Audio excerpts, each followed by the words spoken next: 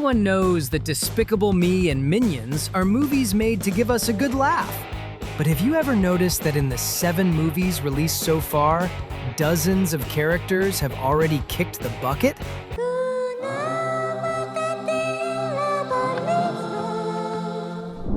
For example, after breaking into Vector's lair with the help of his 3 new adoptive daughters, Gru and his minions manage to get the shrink ray back and are happy as can be. Agnes lets out a huge scream and asks Gru to take her and her sisters to an amusement park that's in town. So far, so good. The detail here is that when Gru's youngest adoptive daughter screams, the bald villain ends up quickly losing control of his evil vehicle and ends up crashing into the side of the metal guardrail on the highway, knocking over an elderly man who was patiently fishing right off of it. No later scene in the movie shows what happened to the old fisherman or anything like that. And since those places are usually pretty high up, and the scream let out by the extra is extremely terrifying, it indicates that those were probably his final moments of life on planet Earth. In the first Minions movie, from 2015, we follow the little yellow guy's trip through London. There, they cross paths with none other than Queen Elizabeth, who in the animation is shown still quite young, which makes sense since the movie takes place in the year 1968, meaning practically 60 years ago. She even ends up losing her crown to the villain's Scarlet Overkill. But in the end, she gets the throne back and finishes the story super well and victorious. The animation obviously doesn't show her end, but here we need to draw a dark and inevitable parallel with our real life. When the movie was made, the English monarch was still very much alive. But, as we all know, the real Queen Elizabeth unfortunately passed away in the year 2022. This clearly indicates that if the franchise's universe mirrors our real-world timeline, the legendary queen is also gone for good within the story of the Despicable Me franchise. In Minions, The Rise of Gru, we were introduced to the legendary Wild Knuckles, our beloved protagonist's great idol and mentor. But have you ever stopped to do the dark math on this supervillain's timeline? Think about it with us. That movie takes place exactly in the year 1976. Back then, our old-school villain was already a man of very advanced age, who must have been around 60 years old, so much so that he needed glasses even just to read a map. If we fast-forward the tape to the most recent events in the Despicable Me franchise, practically 50 years have gone by in the story. That means that, in the present day, Wild Knuckles would easily be 110 years old. In other words, following the cruel rules of biology, he has absolutely, for sure, already kicked the bucket from old age. But the major tragic detail of this story is at the end of Minions 2, where he brilliantly fakes his own passing to escape the cops. The dark consequence of this? When death finally caught up to him for real decades later, the whole world already thought he was 6 feet under. His true end happened in absolute secrecy, and nobody even found out.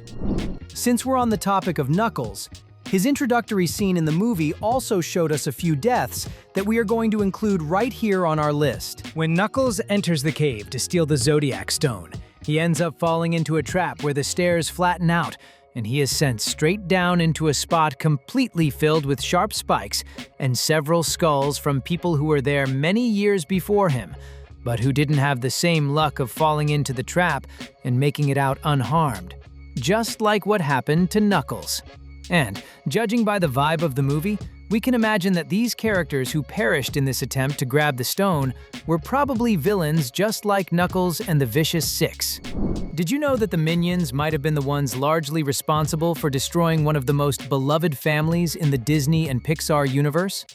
In Despicable Me 3, we get an incredibly quick and absurd scene where the little yellow guys are cruising across the bottom of the ocean at high speed using little underwater thrusters.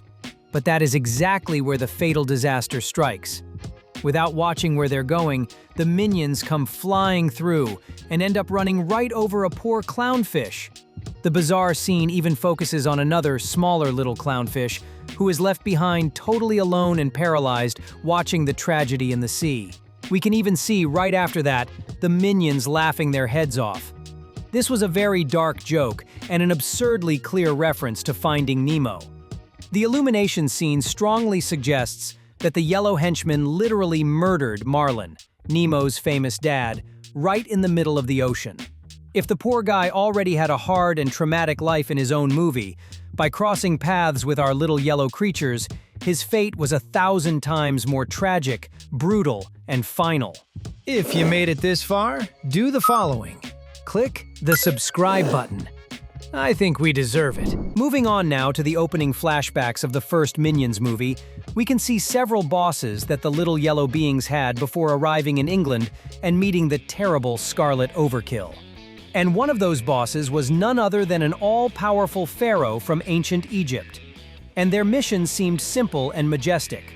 Help build a giant pyramid in honor of their great new master. But, as we already know perfectly well, leaving any important project in the hands of the Minions is an immediate and guaranteed death certificate.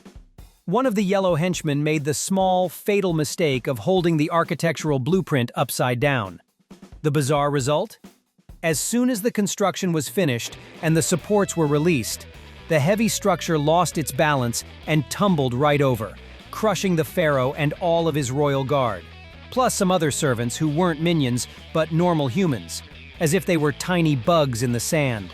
It was literally a death of monumental and Egyptian proportions. Another minion boss who ended up having a tragic end was a medieval lord from the Middle Ages. And if you don't remember him in the movie scenes, don't worry. He is actually the big tragic star of a hilarious deleted scene that ended up being left out of the final version that was sent to the big screens all over the world. In the scene, we can see the Minions acting as servants in an ancient stone castle, where apparently the lord of the castle runs in a hurry to a battle holding his sword. The detail is that one of the Minions left the floor of the wall where the master of the castle was running wet, which caused him to slip and throw his own sword up in the air, which ended up falling exactly on his chest, causing his immediate demise. You can even see the Minions laughing when the Lord falls, but putting on serious faces when he kicks the bucket. And we can't really say that, at least in part, the blame falls on the little yellow creatures, since they didn't leave a medieval stone sign warning that the floor was slippery. It's a huge shame that such a comical death was cut in the editing room, because the poor Lord definitely deserved his few seconds of fame before moving on to a better place. And it also leaves us with a lesson. Never run on a wet floor holding a medieval sword. That's probably not going to end well at all. If you watched Despicable Me 2, you definitely still have nightmares today about Poito, the bizarre and creepy pet rooster belonging to the villain El Macho.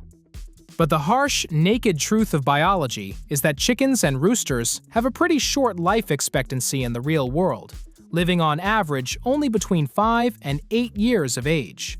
Taking into account the franchise's timeline and the time when the events of the second movie happened, up until the release of Despicable Me 4, about 5 years have already passed, and Poito was already an adult chicken in the movie.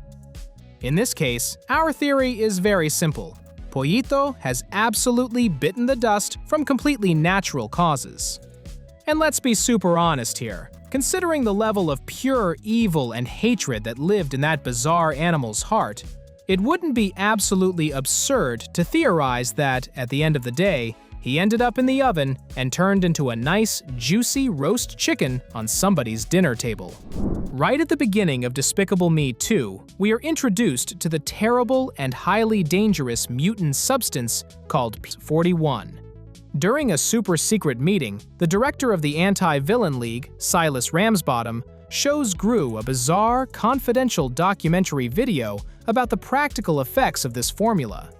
On the screen, we see some unlucky AVL scientists testing the serum on an adorable, small, and totally harmless little white bunny.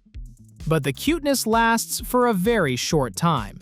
In a matter of seconds, the innocent little creature mutates and transforms into a gigantic, out-of-control, indestructible purple furry monster. What happens next is a brutal, savage, and desperate attack straight at the medical team that was locked in the room. And if you, by any chance, have even a tiny sliver of hope that they managed to escape this one, just look at Gru's face of absolute panic while he watches the recording. From our protagonist's completely terrified and shocked reaction, it becomes more than clear that those scientists were mercilessly massacred and died right then and there. We know that Margot, Edith, and Agnes's parents ended up passing away at some point before Gru met the girls, and so they end up at the orphanage run by Miss Hattie, the cruel child exploiter who ultimately hands over custody of the trio to Gru. And we can say, without fear of being wrong, that Miss Hattie is one of the most detestable characters in the first movie. Besides forcing the little ones to work hard selling cookies on the streets, she punishes any mistake by locking them up in the dreaded, dark box of shame. We know perfectly well that she was awful, and she certainly wasn't missed by anyone after Gru adopted the girls for good. And since she was never seen again, we can deduce that at some point over the last few years, she probably passed away, putting an end to her terrible cruelties at the orphanage. Our theory is that she went to eat some cookies in her office, the ones she forced the girls to sell, and ended up choking. And since she was all alone, she ended up kicking the bucket right then and there. We can't really say that we're sad about this loss, right? If you want more videos like this, comment down below, #more. We're leaving 2 really cool videos for you to stay with us here on the channel. Click and have fun. Thanks!